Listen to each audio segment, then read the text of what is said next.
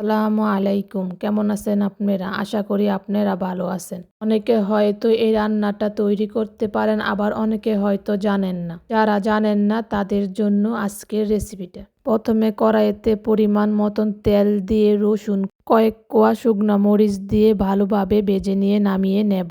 এবার আগের থেকে কেটে ধুয়ে রাখা পেঁয়াজ কুচিগুলোও ভালো করে একটু ভেজে নামিয়ে নেব। নামানো হলে আগের থেকে কেটে রাখা টমেটোগুলোও একটু ভালো করে ভেজে নেব। আর শুকনো মরিচ লবণ দিয়ে একটু ভালো করে ডলে নিয়ে কাঁচা মরিচগুলো ভালো করে ডলে নেব। রসুনের কোয়া পেস্টগুলোকেও একটু ভালো করে ডলে নিয়ে সবকিছু একসাথে ভালো করে মিশিয়ে নেব। এবার ভেজে রাখা টমেটোগুলোকেও নামিয়ে বাটনাতে নিয়ে নেব। কিছুক্ষণ ঠান্ডা হওয়ার জন্য রেখে দেব।